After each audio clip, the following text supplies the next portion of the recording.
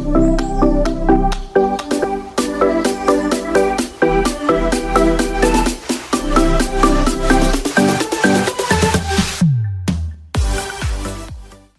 आज का टॉपिक है application of amplifiers.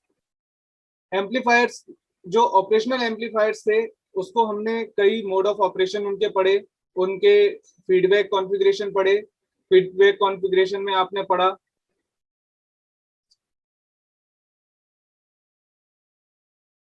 Feedback configuration में आपने इन्वर्टिंग एंड नॉन इन्वर्टिंग, ये दोनों ऑप एम्प आपने पढ़ लिए थे। ठीक है, इन्हीं मोड्स को, इन्हीं फीडबैक कॉन्फ़िगरेशंस के साथ हम इनकी एप्लीकेशंस को डिजाइन करते हैं, और इसमें नंबर ऑफ एप्लीकेशंस जितनी भी हैं वो सारी लीनियर हैं। मतलब उसमें आउटपुट और इनपुट का रिलेशन एक लीनियर है, जिसकी वजह से हम इसको यूज कर लेते हैं। ठीक है, तो सबसे पहले स्टार्ट करते हैं। First one is summing amplifier. Application of op amp में सबसे पहले आपके पास समिंग एम्पलीफायर। पहले सारी डिटेल देखने से पहले आप इन दो नाम को देखिए। ये जो नेमिंग की गई है, this is summing and then amplifier. It means जो इनपुट आ रहे हैं, जितने भी इनपुट सप्लाई हैं, उनको क्या करेगा, सम के फॉर्म में एम्पलीफाई करेगा। यानी समीशन होगा किसका, इनपुट्स का, देन उसको एम्पलीफाई करेगा। क्लियर? अब किस रेस्पेक्ट में करेगा, किस रेशियो में करेगा, वो हम इसके डेरिवेशन से समझेंगे। तो पहले इसका डायग्राम समझें। डायग्राम में क्या है, देखिए एक ऑप एम्प यूज किया गया है, ये 741 आईसी है। इस 741 आईसी का जो नेगेटिव टर्मिनल है that is inverting terminal. Negative वाले को हम क्या बोलते हैं, इन्वर्टिंग टर्मिनल, और पॉजिटिव वाले को क्या बोलते हैं, नॉन इन्वर्टिंग टर्मिनल। इस इन्वर्टिंग टर्मिनल पर आप देखिए, यहां पर नंबर ऑफ रेजिस्टेंस के साथ सप्लाई प्रोवाइड की गई है, V1, V2, V3 and till Vn। ये नंबर ऑफ इनपुट सप्लाईज हैं and these are connected via resistor at the inverting terminal of op amp. तो इस कॉम्बिनेशन में देखिए, ये सारी की सारी जितनी भी इनपुट सप्लाई हैं वो नेगेटिव टर्मिनल यानी इन्वर्टिंग टर्मिनल पर कनेक्टेड है। और सिमिलरली जैसे हमने पहले भी देखा था, एक फीडबैक रेजिस्टेंस हमने यहाँ यूज किया हुआ है, जो आउटपुट से कुछ ना कुछ पार्ट इनपुट में लेके जाएगा। यानी एक कनेक्शन है आउटपुट का इनपुट के साथ, इसलिए हम इसको फीडबैक कॉन्फ़िगरेशन या क्लोज लूप कॉन्फ़िगरेशन बोलते हैं। क्लियर? ठीक है, कुछ एजम्पशन जब हमने अभी इन्वर्टिंग और नॉन इन्वर्टिंग ऑप एम्प पढ़े थे नेगेटिव फीडबैक के साथ, तो उसमें एजम्पशन लिया था कि पहली चीज, यहां पर कोई करंट फ्लो नहीं होगी। ठीक है, यहां पर करंट फ्लो नहीं होगा। इसकी रीजन ये था कि जो इसके बीच में रेजिस्टेंस है वो बहुत ज्यादा है, बहुत ज्यादा, और आइडियल केस में वो इनफाइनाइट लिया जाता है। ठीक है, तो इस वजह से यहाँ पर कोई भी करंट फ्लो नहीं होगी। इट मींस इनपुट से इस सारे इनपुट्स के कॉम्बिनेशन से एक सपोज करंट आई बन रही है। इंडिविजुअली करंट डिफाइन की गई है I1, I2, I3 till IN। लेकिन अगर कंबाइंड देखें तो आई जो है वो सीधे सीधे इस रेजिस्टेंस, फीडबैक रेजिस्टेंस के थ्रू होकर आउटपुट में चली जाएगी। क्लियर? ये एक सिंपल सा कॉन्सेप्ट हमने पिछले लेक्चर्स में भी पढ़ा था। तो इस नोट पे क्या है, I1 भी इनकमिंग करंट है, I2 भी इनकमिंग करंट है, I3, IN सारी इनकमिंग करंट है। केवल एक आउटगोइंग करंट है, दैट इज I। ठीक है, और by using KCL, summation of incoming current equals to summation of outgoing current. यहां पर क्या लिखेंगे, I equals to I1 plus I2 plus I3 till IN। ठीक है, अप टू IN। ये एक इक्वेशन होगी KCL का यूज करके। बाकी आपको कॉन्सेप्ट दिख भी रहा होगा कि सारी इनकमिंग करंट मिलकर एक करंट बना रही है, तो हम इस इक्वेशन को लिख सकते हैं। अब इंडिविजुअली अगर करंट्स की बात करें, I1 को कैसे डिफाइन करेंगे, I1 को कैसे डिफाइन करेंगे, I1 फ्लो किधर हो रही है, इस डायरेक्शन से। ठीक है ना, यहां से यहां जा रही है। इस रेजिस्टेंस पर कौन कौन से वोल्टेज वर्क कर रहे हैं, एक तो V1 वोल्टेज वर्क कर रहा है, और दूसरे टर्मिनल पर 0 वोल्ट वर्क कर रहा है। आप लोगों ने लास्ट लेक्चर में देखा होगा, अगर यहाँ पर 0 सप्लाई दी जा रही है तो यही वोल्टेज यहाँ पर अपियर होता है। रीजन भी पता है, पूरा डेरिवेशन भी किया था। ठीक है, जिसको नई कॉन्सेप्ट क्लियर है, यहाँ 0 क्यों आएगा, प्रीवियस लेक्चर का वीडियो देख लेना, ठीक है, या किसी फ्रेंड से डिस्कस कर लेना। अब यहाँ पर जीरो है, इसका मतलब इस पूरे टर्मिनल पर यहाँ पर सब में जीरो होगा, यानी यहाँ पर इस रेजिस्टेंस R1 के दोनों एंड पर वोल्टेज क्या है, V1 एंड 0। तो करंट किधर से जा रही है, V1 से 0 की तरफ जा रही है, V1 minus 0 upon resistance R1, ये होगी R1 करंट, इसको मैंने यहाँ पे पुट कर लिया, ठीक है। सिमिलरली I2, I2 के लिए क्या होगा, I2 करंट रेजिस्टेंस R2 के थ्रू जा रही है, V2 से 0 की तरफ जा रही है, यानी I2 क्या होगा, V2 माइनस 0 अपॉन R2, ठीक है। इसी तरीके से हम सारी करंट्स को पुट कर देंगे वैल्यूज यहाँ पर, I1, I2 and I3 till IN। Then I की बात करते हैं, अब करंट इस I की बात करते हैं जो फीडबैक रेजिस्टेंस में जा रही है। फीडबैक रेजिस्टेंस में जो करंट जा रही है वो किधर से जा रही है, 0 से V0 की तरफ जा रही है, यानी किसको हाई माना गया, 0 को, माइनस V0 अपॉन रेजिस्टेंस कौन सा है, RF, ठीक है। तो ये कौन सी करंट हो गई, I। अब I करंट इन सबके समीशन के बराबर है, आपने वैल्यूज पुट कर दी, तो इसको लिखेंगे minus V0 upon RF, I की value equals to this, then we have V output, V output क्या है, minus RF into V1 upon R1 plus V2 upon R2 plus V3 upon R3 plus equals to plus up to VN upon RN। अब देखिए एक चीज, इसका नाम क्या है, समिंग एम्पलीफायर है। सपोज मैं R1 equals to R2 equals to R3 equals to up to RN equals to value put कर दूं R, suppose if, then we got V not equals to, या V output equals to RF, और ये value R हो जाएंगी, इसको common ले लेंगे, दैट इज R, और V1 plus V2 plus V3 plus up to VN, ठीक है। देखिए इसने बोला समिंग एम्पलीफायर, आप देखिए जितने भी इनपुट्स थे उनको क्या किया, सम किया, then amplify factor minus RF upon R से इसको एम्पलीफाई किया, इसलिए इसको समिंग एम्पलीफायर बोला। जितने भी इनपुट्स हैं उनको सम किया, देन एम्पलीफाई किया। तो बहुत सिंपल एप्लीकेशन है ओप एम्प की पहली, दैट इज समिंग एम्पलीफायर। जितने भी इनपुट्स इनपुट वैल्यूज थी, सप्लाईज थी, वो नेगेटिव टर्मिनल यानी इन्वर्टिंग टर्मिनल पर हैं, इनको KCL के थ्रू हमने लिखा और इंडिविजुअल करंट्स की आपने वैल्यू पुट की और ये इक्वेशन डिराइव हो गई। इस पे छोटे छोटे न्यूमेरिकल भी आ सकते हैं, अभी तक नहीं आया है बट आ सकते हैं, ठीक है। एक न्यूमेरिकल देख लेते हैं। सपोज आपको ये डायग्राम गिवन है, इसमें वैल्यूज सारी गिवन है, इनपुट वैल्यूज हैं 100 millivolt, 200 millivolt and 300 millivolt. Then resistance R1, R2, R3 given है, 3 सप्लाई है, और feedback resistance 100 kilo ohm given है आपको, ठीक है। अब आपको इसके लिए आउटपुट की वैल्यू कैलकुलेट करनी है। आउटपुट की वैल्यू कैलकुलेट करने के लिए पहले देखें, इसमें करंट I जा रही है, I की वैल्यू क्या होगी, इन तीनों का summation, I equal to I1 plus I2 plus I3, clear, यहाँ कोई प्रॉब्लम नहीं है। I1 को कैसे डिफाइन करेंगे, जब यहाँ पर ग्राउंड है तो ये भी ग्राउंड है, इसका मतलब 20 किलो ओम के लिए जो दो वोल्टेज होंगे वो होंगे, एक तो 100 milli volt and second one is 0 volt. और I के लिए देखें तो 0 माइनस V0, क्योंकि V0 तो हमें पता ही नहीं, हमें कैलकुलेट करना, तो 0 माइनस V0 अपॉन 100 किलो ओम, फीडबैक रेजिस्टेंस में जो करंट I है उसको हमने कैलकुलेट कर लिया। I की वैल्यू पुट कर दी, I1 की 100 millivolt minus 0 upon 20 kilo ohm, similarly 200 millivolt minus 0 upon 10 km I2 के लिए हो गई, और 300 मिलीवोल्ट माइनस 50 किलो ओम ये आपकी I3 के लिए हो गई। इसको सॉल्व करेंगे, थोड़ा सा मैनिपुलेट करेंगे, मिलीवोल्ट को मिलीवोल्ट में रहने दें या फिर बाद में कन्वर्ट कर लेना। इसकी वैल्यू आएगी आपके पास V0 equal to minus 3.1 volt, V0 equal to क्या रहा है, माइनस 3.1 वोल्ट, क्लियर। तो ये जो आउटपुट आया वो एम्पलीफाइड आउटपुट आया। अगर एक कंपैरिजन करके देखें, इन तीनों को आप ऐड कीजिए, 100 plus 200 plus 300, this is 600 millivolt. अगर मैं डायरेक्ट इनको ऐड करता हूं तो कितना आ रहा है, 600 मिलीवोल्ट, या कह सकते हैं 0.6 वोल्ट, क्लियर। और 0.6 वोल्ट को इसने एम्पलीफाई करके कितना बनाया, माइनस 3.1 वोल्ट। आप देख सकते हैं माइनस, तो इसका मतलब ये है कि ये इन्वर्टिंग एम्पलीफायर है, ठीक है ना, इन्वर्टिंग मोड में यूज हो रहा है इसलिए माइनस आ रहा है। लेकिन आप एम्पलीफिकेशन देखिए, 3.1 तक इसने एम्पलीफाई कर दिया। तो ये क्या कर रहा है, सम कर रहा है देन एम्पलीफाई कर रहा है, इसलिए समिंग एम्पलीफायर। इनकी कुछ एप्लीकेशंस होती हैं ऑडियो मिक्सर में और डिजिटल टू एनालॉग कन्वर्टर में। बस हमें इतना समझना है कि हाँ इनकी एप्लीकेशंस कहाँ कहाँ होती है। ठीक है, आपसे डीप में नहीं पूछेगा कि समिंग एम्पलीफायर ऑडियो मिक्सर में कैसे यूज होता है।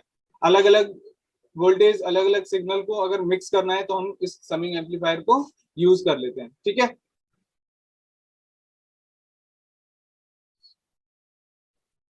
नेक्स्ट टॉपिक है differential amplifier. Second one is differential amplifier. इसको डिफरेंस एम्पलीफायर भी बोलेंगे, है ना, डिफरेंस एम्पलीफायर। तो दोनों में कंफ्यूज मत होना, दोनों सेम चीज है, डिफरेंस एम्पलीफायर और डिफरेंशियल एम्पलीफायर। एक नेम और आता है दैट इज डिफरेंशिएटर, वो डिफरेंट थिंग है, ठीक है ना। डिफरेंशिएटर अलग चीज है, डिफरेंस और डिफरेंशियल एम्पलीफायर एक ही चीज है। अब इसको समझना बहुत इंपॉर्टेंट है। क्यों? क्योंकि इसमें बहुत सारी चीजें रिकॉल कराई जाएंगी जो आपने पहले कभी पढ़ी हुई है। पहली चीज कि हमने जब फर्स्ट ईयर कंप्लीट किया था तो एक सब्जेक्ट आया था, बी डबल ई कह लीजिए या बी ट्रिपल ई कह लीजिए। ठीक है, बी डब्ल्यू में आपने कुछ थ्योरम्स पढ़ी होंगी। थ्योरम्स में एक थ्योरम आती है superposition theorem, super position theorem. According to superposition theorem there are number of input sources V1, V2, V3 till Vn। ठीक है, कई सारे वोल्टेज सोर्स या करंट सोर्स सर्किट में हो सकते हैं। कहां पर हो सकते हैं? सर्किट में। और एक किसी भी ब्रांच में या किसी भी एलिमेंट पर अगर आपको वोल्टेज फाइंड आउट करना है या करंट फाइंड आउट करनी है तो हम क्या करते हैं कि एट ए टाइम एक सिंगल सोर्स कंसीडर करते हैं, बाकी रिमेनिंग को रिप्लेस कर देते हैं। किससे? उनके इंटरनल रेजिस्टेंस से। रिमेनिंग को क्या करते हैं? रिप्लेस कर देते हैं उनके इंटरनल रेजिस्टेंस से। ठीक है, इंटरनल रेजिस्टेंस अगर वोल्टेज सोर्स की बात की जाए तो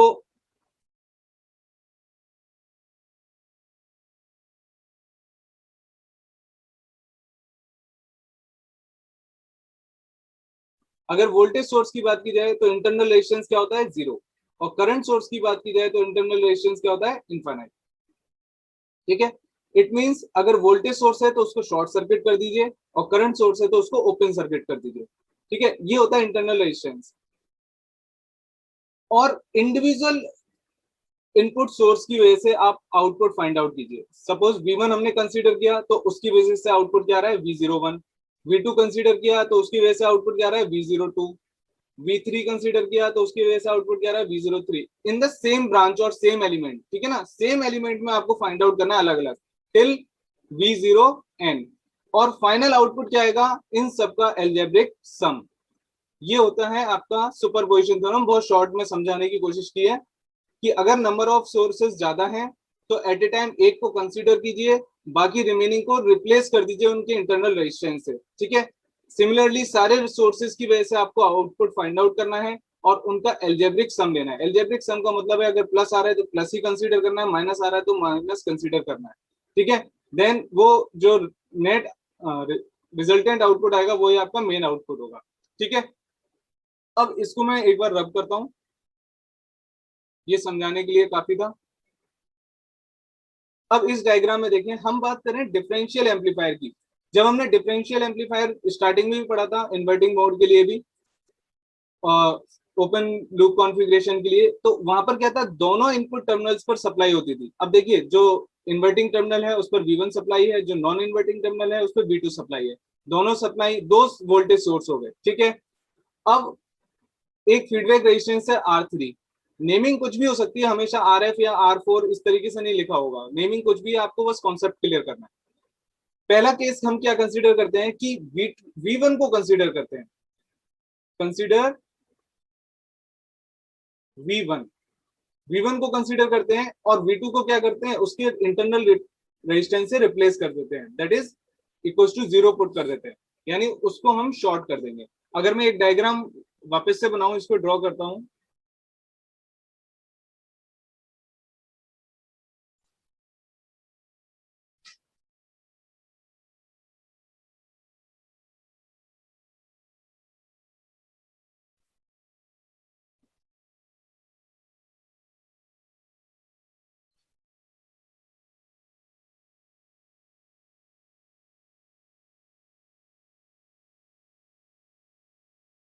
यहाँ पे रेजिस्टेंस लगा हुआ है, ठीक है, एक रेजिस्टेंस यहाँ पर लगा हुआ है, एक रेजिस्टेंस ये है और एक रेजिस्टेंस ये डायग्राम। अब इसने कहा है कि V1 को कंसीडर कीजिए, तो यहाँ पर वैल्यू क्या है V1। V2 को क्या करना है, शॉर्ट करना है, इट मींस उसको ग्राउंड कर दीजिए, उसकी कोई जरूरत हमें नहीं है। अब इस केस में देखिए, क्या यहाँ पर कोई वोल्टेज होगा, इस वाले टर्मिनल पर क्या कोई वोल्टेज होगा, नहीं होगा। रीजन क्योंकि दोनों ही ग्राउंडेड हैं, तो यहाँ पर जीरो, यहाँ पर जीरो है, इट मींस यहाँ पर भी जीरो। वोल्टेज कहाँ है, केवल V1 पर, और ये वैल्यूज क्या है, R1 एंड R3, क्लियर। और आउटपुट में वोल्टेज है V0, इसको हमें कैलकुलेट करना है। लेकिन पहला केस कंसीडर किया है, इसलिए मैं V0 नहीं लिख के इसको क्या लिखूंगा, V0 1, ठीक है। V2 को जीरो किया है, V1 को कंसीडर किया है। अब देखिए यहां पर जीरो है, ये जो वोल्टेज है वो किस पर है, R3 पर है, ये जो वोल्टेज है किस पर है, R3 पर है, और ये वाला वोल्टेज किस पर है, V1 R1 पर है। तो अगर मुझे ये वैल्यूज निकालनी है कि आउटपुट वोल्टेज क्या होगा, तो कैसे लिखेंगे, ये जो करंट जा रही है, सपोज मैं अलग कलर से शो कर देता हूं, ये करंट यहां से गई आई, और ये फ्लो होती हुई R3 के थ्रू कहां जाएगी, आउटपुट में, ठीक है। तो अगर यहां पर लिखा जाए incoming current equal to outgoing current, दोनों सेम है, तो V1 upon R1, V1 upon R1 ये वाली करंट हो जाएगी, किसके बराबर हो जाएगी, V01 अपॉन R3 के, V01 अपॉन R3 के। तो वैल्यू क्या आ जाएगी, V01 equal to minus R3 upon R1 into V1। माइनस क्यों आया, क्योंकि ये जो I1 की वैल्यू है, ये जो I है, इसमें हम कैसे लिखेंगे, 0 माइनस V01 अपॉन R3, जो अभी तक हम लिखते आ रहे थे, इक्वल टू इधर के लिए कैसे लिखेंगे, V1 माइनस 0 अपॉन R1। इसको आप मैनिपुलेट करेंगे, देखिए ये वाली इक्वेशन आ जाएगी, क्लियर। पहली इक्वेशन आ गई हमारी V01 के लिए, क्यों, हमने कंसीडर किसको किया है, V1 को, और V2 को जीरो कंसीडर किया। सेकंड केस, अब V1 को जीरो कंसीडर कर लीजिए और V2 को हम कंसीडर करते हैं कि यहाँ कोई वैल्यू है। मैं वापस से डायग्राम बनाता हूं,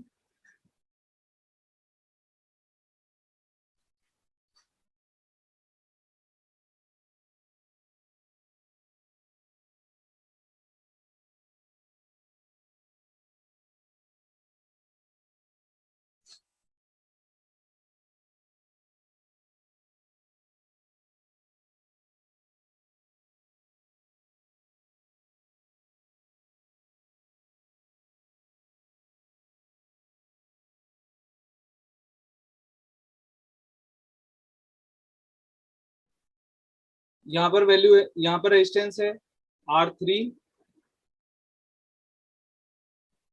यहाँ पे रेजिस्टेंस है R1, this is R2 and this is R4।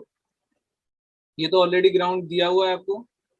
यहाँ पर वैल्यू जो वोल्टेज कंसीडर किया है दैट इज V2, और V1 को क्या कर दिया, ग्राउंड कर दिया है हमने, क्या कर दिया, ग्राउंड कर दिया, ठीक है। यानी यहाँ पर अब कोई सप्लाई नहीं है, तो आउटपुट हमने क्या मानना है, V02, क्योंकि केवल एक सोर्स दैट इज V2, इसकी वजह से आउटपुट कंसीडर कर रहे हैं। और ये माइनस है, ये प्लस है, ये भी सिमिलर माइनस, ये प्लस। अब देखिए यहां जो वोल्टेज होगा,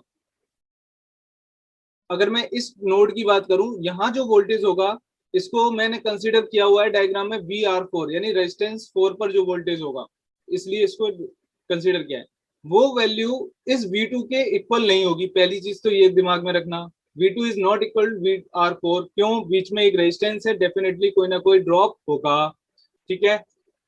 तीसरी चीज, ये चीज हमने पहले भी देखी थी कि यहाँ जो वोल्टेज अप्लाई होता है, वही वोल्टेज यहाँ पर भी अपियर होता है। ये हमने किस में पढ़ा था, जब हमने इसको नॉन इन्वर्टिंग ओप एम्प में पढ़ा था विद फीडबैक।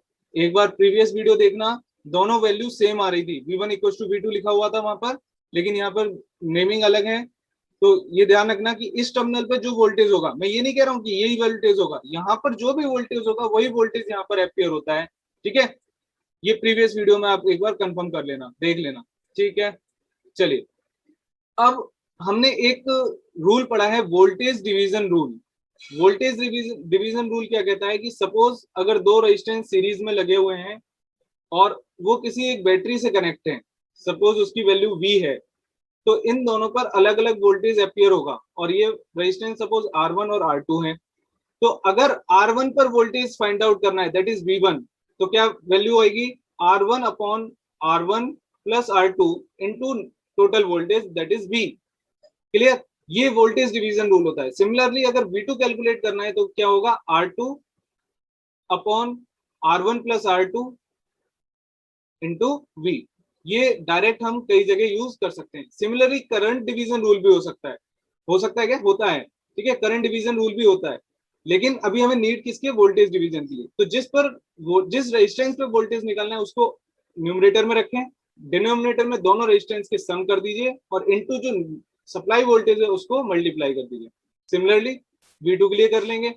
ठीक है, यही कॉन्सेप्ट हम यहाँ पर यूज कर रहे हैं R4 के लिए। इस टर्मिनल की बात कर रहे हैं, इस टर्मिनल पर हम यही कॉन्सेप्ट यूज कर रहे हैं। R4 की वैल्यू निकालनी है, इट मींस R4 पर वोल्टेज की वैल्यू निकालनी है।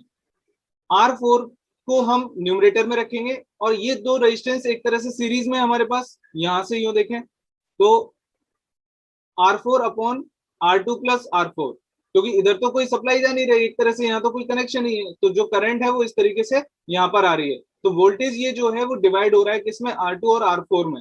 तो R4 पर निकालना है, R4 upon R2 plus R4 into net voltage क्या है, V2। तो यहाँ पर आपने क्या लिख दिया, V2। ये होगी वैल्यू R4 की इन टर्म्स, VR4 की in terms of R4 and R2, इन दोनों रेजिस्टेंस के टर्म्स में ये वैल्यू होगी। सिमिलरली ये वैल्यूज हम यहाँ पर भी फाइंड आउट कर सकते हैं। ये जो वैल्यू है यहाँ पर भी फाइंड आउट कर सकते हैं, लेकिन R1 और R3 के टर्म्स में। अब R1 और R3 के टर्म्स में कैसे निकालेंगे, देखिए VR4 वैल्यू किस पर होगी, R1 पर। ठीक है, तो R1 upon R1 plus R3, ये दोनों कैसे हो गए, सीरीज में, क्योंकि करंट इस तरीके से जाएगी, फ्लो होती हुई यहाँ चली जाएगी। आगे बात समझे, तो ये दोनों हो गए सीरीज में। तो VR4 किस पर कैलकुलेट होगा, R1 पे। R1 upon R1 plus R3 into net voltage क्या है, यहाँ पर हमने क्या कंसीडर किया, V02, दूसरे केस में V02। तो V02 इंटू में कर देंगे, दोनों वैल्यू इस इक्वेशन से आप पुट कर सकते हैं। VR4 की वैल्यू आपने यहाँ पुट कर दी। ठीक है, और हमने V02 कैलकुलेट किया इन टर्म्स ऑफ V2, क्योंकि इस टाइम कंसीडर कौन सा हुआ है, केवल V2, दूसरे को तो हमने जीरो मान लिया है, शॉर्ट सर्किट जीरो कर दिया है। तो V02 की वैल्यू आ गई आपके पास और V01 की वैल्यू आ गई, इक्वेशन 1 एंड इक्वेशन 2। ठीक है, देखिए ये माइनस में आ रही है, इसके माइनस को साइन को लेना है, ये प्लस में आ रही है, इसके प्लस के साइन को लेना है। नेक्स्ट चलें, तो इन दोनों को जो according to the superposition theorem, वो क्या कहती है, जो अलग अलग वोल्टेज आउटपुट आए उनका एल्जेब्रिक सम कर दीजिए, वही आपका नेट वोल्टेज होगा। तो V0 equal to V01 plus V02, दोनों सेम टर्मिनल पर निकाले गए थे, दोनों आउटपुट टर्मिनल पर वैल्यूज निकाली गई हैं। क्लियर, आपने वैल्यूज पुट कर दी यहाँ पर, ये इक्वेशन आपकी ड्रॉ हो गई। ये है आपकी डिफरेंशियल एम्पलीफायर की इक्वेशन, डिफरेंशियल या डिफरेंस एम्पलीफायर की इक्वेशन। ठीक है, अब अलग अलग कंडीशंस, अलग अलग एजम्पशंस होते हैं। अगर R2 इक्वल टू R1 कर दीजिए और R3 इक्वल टू R4 कर दीजिए, तो ये क्यों करते हैं, to minimize input offset voltage. Input offset voltage को मिनिमाइज करने के लिए ये वर्क किया जाता है। ठीक है, क्या कि R2 इक्वल टू R1 करना है, R3 इक्वल टू R4 करना है, देन इसमें R2 इक्वल टू R1 रखेंगे और R3 इक्वल टू R4 रखेंगे। हमें R3 और R1 के टर्म्स में इक्वेशन निकालनी है। रीजन क्या है कि हमारे फीडबैक रेजिस्टेंस इसमें क्या था, R3 था, और ये नॉन जो इन्वर्टिंग टर्मिनल पर था उस वो रेजिस्टेंस है। तो इन टर्म्स में हमने वैल्यू निकाली, तो आ गई R3 upon R1 into V2 minus V1। आपने देखा होगा जो डिफरेंशियल एम्पलीफायर का आउटपुट आता है वो V2 माइनस V1 इस तरीके से आता है। तो यहाँ पर जो डिफरेंशियल गेन हो गया वो क्या हो गया, R3 अपॉन R1। ये क्या हो गया, differential gain R3 upon R1। ये V1 माइनस V2 किया हुआ है, उसको इन्होंने डिफरेंशियल गेन बोला है -R3/R1। ठीक है, एक बार और करेक्ट कर लेंगे। वैसे ये वैल्यू भी आपकी डिफरेंशियल गेन है। अब आप V1 माइनस V2 कर लीजिए तो माइनस आ जाएगा, V2 माइनस V1 कर लीजिए तो ये आ जाएगा प्लस का। ओके, अब हमने नेक्स्ट टॉपिक ये पढ़ चुके हैं ऑलरेडी। केवल एक रिवीजन के तौर पे कॉमन मोड इनपुट, जब दोनों इनपुट पर सेम सप्लाई दी जाती है उसको हम कॉमन मोड इनपुट बोलते हैं। ठीक है, और मैंने बोला था कि कोई भी आउटपुट दो चीजों पर डिपेंड करेगा, एक तो डिफरेंशियल इनपुट्स हैं और एक कॉमन मोड इनपुट्स हैं। तो उसको कैसे डिफाइन किया था, V not equal to AD into VD plus ACM into VCM। ये क्या है, कॉमन मोड गेन है और कॉमन मोड वोल्टेज है, और ये डिफरेंस वोल्टेज है और ये डिफरेंस वोल्टेज गेन है। ठीक है, VD जो था उसको हमने डिफाइन किया V1 minus V2 difference voltage, और VCM यानी कॉमन मोड को हमने क्या डिफाइन किया था कि दोनों टर्मिनल पर V1 प्लस V2 का हाफ जाएगा। क्लियर। और कॉमन मोड रिजेक्शन रेडियो जो रेशियो था वो भी हमने पढ़ा था, AD/ACM। देखिए मॉड लगा है इसलिए यहाँ पर माइनस और प्लस का कोई फर्क नहीं पड़ने वाला AD और ACM में। ठीक है, ये प्रैक्टिकली जो होता है वो हाई होता है, लेकिन आइडियली ये क्या होना चाहिए, इनफाइनाइट होना चाहिए। यानी ये डिफरेंस तो बहुत ज्यादा होना चाहिए और ACM बहुत कम होना चाहिए। क्लियर। तो ये आज के लिए इंपॉर्टेंट टॉपिक।